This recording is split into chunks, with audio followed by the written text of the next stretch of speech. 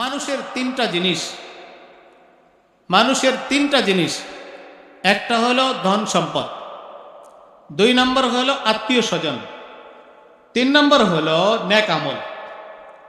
মানুষ যখন মারা যায় মানুষের ধন সম্পদ অন্যকে বন্ধু বানায় নেয়।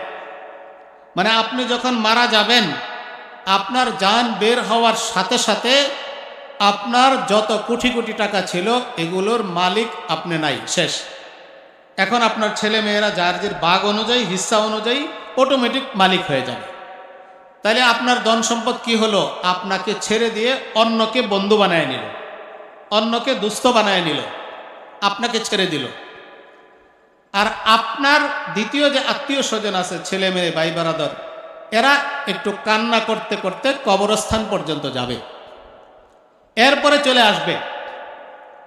আর 3 নম্বর জিনিস হলো নেক আমল। সেটা ওই সম্পদের মতো আপনাকে ছেড়ে অন্যকে বন্ধু বানাবে না, আপনাকে কবরে পৌঁছায় দিয়ে ওখান থেকে চলে আসবে না, কবরেও থাকবে, ফুলসিরাতেও থাকবে, হাসরের মাঠেও থাকবে, আপনাকে জান্নাত পর্যন্ত পৌঁছায় দিবে, জান্নাত পর্যন্ত আপনার সাথে থাকবে আপনার নেক আমল। এই জন্য কোনটার পিছনে মেহনত করা দরকার? দুনিয়ার সম্পদের পিছনে, না ছেলে মেয়েদের পিছনে, না নেক আমলের পিছনে? নেক আমলের পিছনে। দুনিয়ার জরুরত হিসাবে সন্তানাদি আছে, তাদেরকে ভালোবাসা মহব্বত, দুনিয়ার কিছু সম্পদ, দুনিয়াতে চলতে হলে কিছু কিনতে হয়, দিতে হয়, নিতে হয়, এই জন্য কিছু সম্পদ। বাকি নেক আমলকে অগ্রাধিকার দিতে হবে। যে আমার কবরে থাকবে, যে আমার ফুলসিরাতে থাকবে, হাসরে থাকবে, আমাকে একেবারে হাত ধরে জান্নাত পর্যন্ত পৌঁছায় দিব, এমন জিনিসই তো আমাকে গ্রহণ করা দরকার। প্রত্যেকটা বিবেকবান মানুষকে এই কথাই চিন্তা করা দরকার। তাহলে আমার সম্পদ কবরে আমার সাথে যাবে না, অন্যকে বন্ধু বানায় নিবে, কবর পর্যন্ত আমার আত্মীয় স্বজন যাবে, কান্না করবে, এরপরে চলে আসবে, কবরেও যাবে না।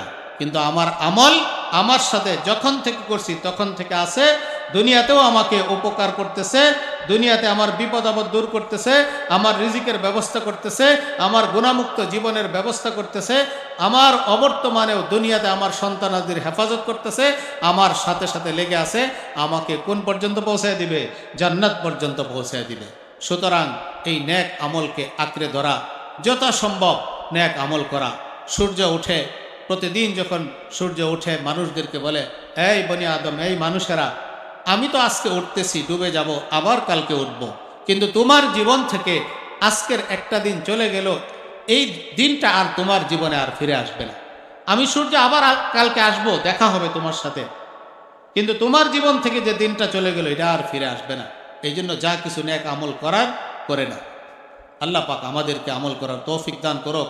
নেক আমলের প্রতি আগ্রহী হই, চেষ্টা করি, নেক আমলের প্রতি জজবা লাগাই, নিজে করি, অপরকে উদ্বুদ্ধ করি। আল্লাহ তাআলা সকলকে তৌফিক দান করেন। ও আখিরু দাওয়ানা আনিল হামদুলিল্লাহি রাব্বিল আলামিন। আসসালামু আলাইকুম ওয়া রাহমাতুল্লাহি ওয়া বারাকাতুহু।